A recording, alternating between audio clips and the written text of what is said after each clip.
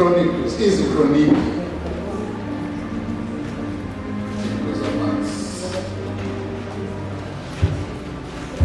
Easy Chronicle is the Old Testament.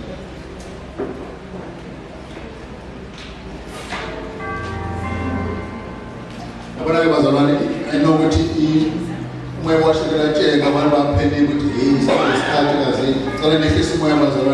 nothing wrong has happened. When I never talk with of father, I've been with about 10. I just relax. There's one thing, Manula for this one. The papers are penny, Casas, the penny, now we not talk about that, but you have a lot of it. There was no one. But what I'm making nothing wrong has happened. Just take a course. So I'm not going to panic. It's right. So I'm telling what was already give them. So that's not that we don't shake. So much is so young. So I'm going to do it too. Like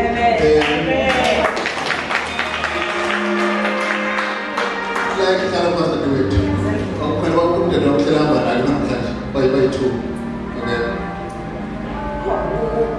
Ufakazi bazalwane benkonzo yePhasika ukuthi kunabazalwane abeze inkonzo yePhasika as visitors. Nezalwane nakusele umuva. Kwakusele kwathi ngeze ngePhasika ivisit ngabona ukuthi hayibo nazi inkonzo kuyakhozeka. Namhlanje kusele kukhona. Haleluya. Nakuthi nawe ezivakashile ngePhasika bafika wahlala wenza wakakhuluma naye wathi baba ikhona lenkonzo yakho. But pretty much when I think was there money, saying he left full time. Like, of course. Listen now, which is a season. Sing actually become negativities are called this and that, but God is on our side. So I put that way because it's what I do, and I was around like Westmont, Pezuru, the medium base got the service they say financially. One time and one step. Now then, Tabake is long, but let me summarize it. Nana Kulunge Kosi Yawa Israel, umbrella team with Israel, but Wago Judah, the Bible Sugan, Wago Judah, Wago Israel, but they was a good Judah, the Kosi Kamalaya Jehoshaphat. This king Jehoshaphat, Yahweh, like many Amakosi about Israel, IYC, Amanya no, Emanya our Ega Ambisani, Nintano Akulumu, behold I sees with Akulumu. But Lord Jehoshaphat, where's a God? Emushe, Pampa Akulumu. There comes a time, the second focus, say I believe. Now, because why it was said that there was a time now Uguti Abahamba nayo uyabanqobela. Just the four that the fathers starting from Moses Kosa. Amen. We can't pick up this window. It's too deep. Hallelujah. That's why we're emotional. But bonke. Amen. Mamko was sometimes that I don't bonke. Mam twine, mam that. So you could was a very humble na this is what we're going to be reminding ourselves that it's not new to you, but so kumbuza.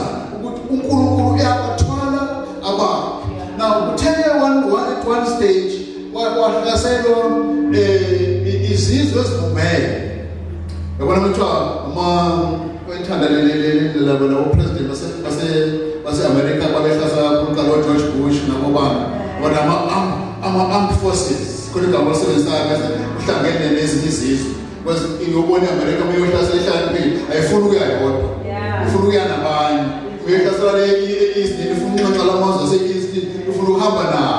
I could be more, but if I saw this, it has all. The one not with us, I put my hand and wood, so we got a kwezobudlelwane neBotswana kuzobehlasela thina bezemene eBotswana iBotswana ingeni lo ndaba leyo so nangana kwakhamba lezi ezimbili ekuthiwa isizwe kwaMoabites kanye nesizwe sama Amalekani izizwe zasekwakho Israel okulifunde lo verse lelo lokuqala chapter 20 iMoab nama-Ammonites Moab nama-Ammonites behlasela isizwe kaJuda now ama-Moab ke babeyizalo vele yesithando saNkulunkulu uAbraham ayenza nayo isivumelwano now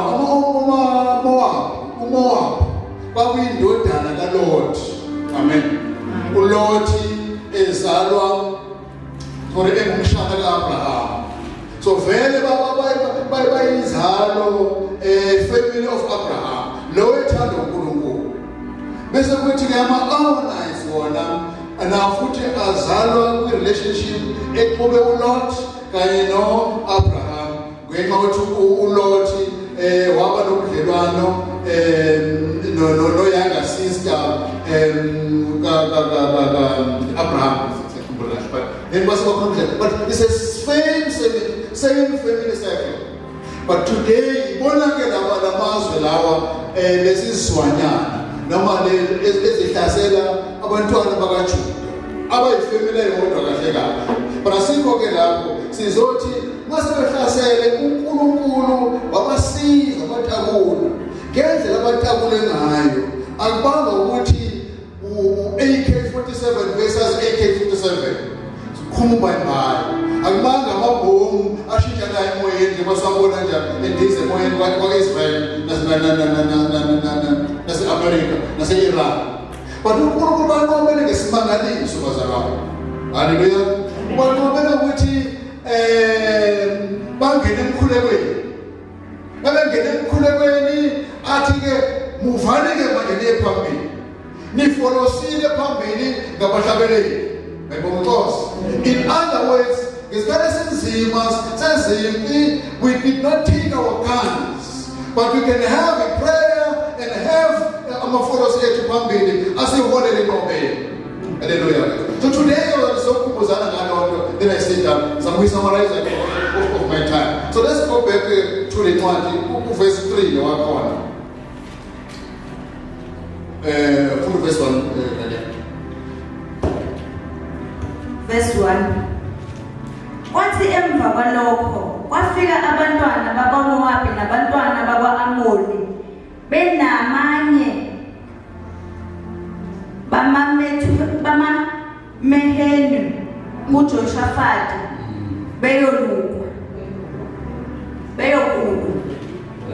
verse 2 kwafika abanye bamtshela uJoshafati bathi kusondela kuwe isixuku esikhulu sivela phesheya kolwandle eAmari bheka sebesehasasoni Tamari Eli-Gedi verse 3 uJoshafati wayeseshaywa uvalo okay funda lo verse yamani verse 3 uJoshafati wayeseshaywa luvalo wabhekisa ubuso bakhe ukumfuna uJehova wamemezela ukuzila ukudla kulo lonke lakwaJuda first thing bazalwane ufuna ukukhumbuzana ngayo ukuthi when the war is near lapho khona izimpi khona thina ke sikhuluma ngezimpi spiritual njengamakholwa as amakholwa were facing spiritual wars on daily basis amanye are from our surroundings age from our families age from our workplaces age from imizimba yethu iyahlaseleka when there is a war ekuhlaselayo ilesi lokuqala esifundayo lapha bazalwane and I want you to mark these lessons the first lesson esithathayo ukuthi the first thing we do is uJoshafati esemtholile umyalezo ukuthi wendoda na bethuzana bazolwa nathi. uJoshafati akathathanga ifoni wafonela umngane wakhe, akathathanga ifoni WhatsApp abanye, akathathanga ifoni wangena egruphini wabika ngale ngakithi lekakhona khona elokushini. Uthi bekwenzekala into omakhelwane, ubona umakhelwane vela ngeconcrete, ngeconcrete, athi makhi awubheka uvelele eminyango nakusekwenzeka ukuthi na uthi wathi kodwa akwenzanga lokho. Amen. Amemezanga wathi hayibo into oqala yenza before amemeza kwenzani bazalwane. Verse 3, uJehoshafati wayeseshaywa luvalo, wabhekisa ubuso bakhe ukumfuna uJehova. Ngibonga Nkosi. So the first thing bazalwane esokhumbuzana ngayo ukuthi when troubles come ezimpilweni zethu, into oqala esenzayo ukufuna ubuso bukaNkulunkulu. Angazi ziyalandela. Ngibonga Nkosi. Ubikela mina angazi ziyalandela. Haleluya. Ushaya ukheso kuva umbikele inkinga zakho kuyalandela. Owutshela abantu wofu kuyalandela. Into oqala bazalwane yilana wabhekisa ubuso bakhe ukumfuna uJehova. Amen.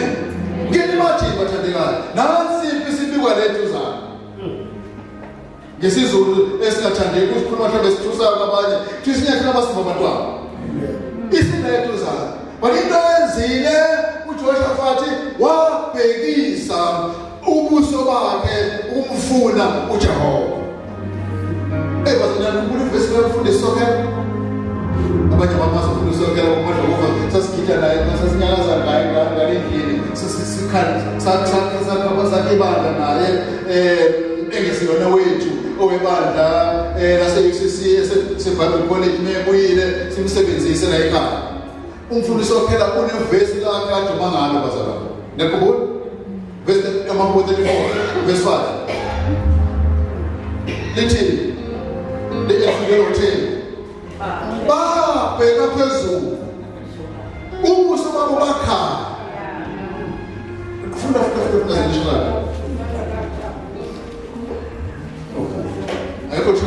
anyway, that verse was the same concept ukuthi ezinkingeni zethu zonke. Amahumubo 34 verse 5. Psalm 34 verse 5. Funda. Verse 5. Babheka kuye phezulu, bakhanya ubuso babo abusoze bajala. Okay. Babheka kuye phezulu. Amen. Kule verse lethi ubuso babo bakhanya, lethile bakhanya ubuso babo. Verse lethi ke abasoze bajala. In other words, bazalwane, into oqala esiyenzayo ukubheka phezulu. Ngibonga Nkosi. No, ibambeni bazalwane la, ibambeni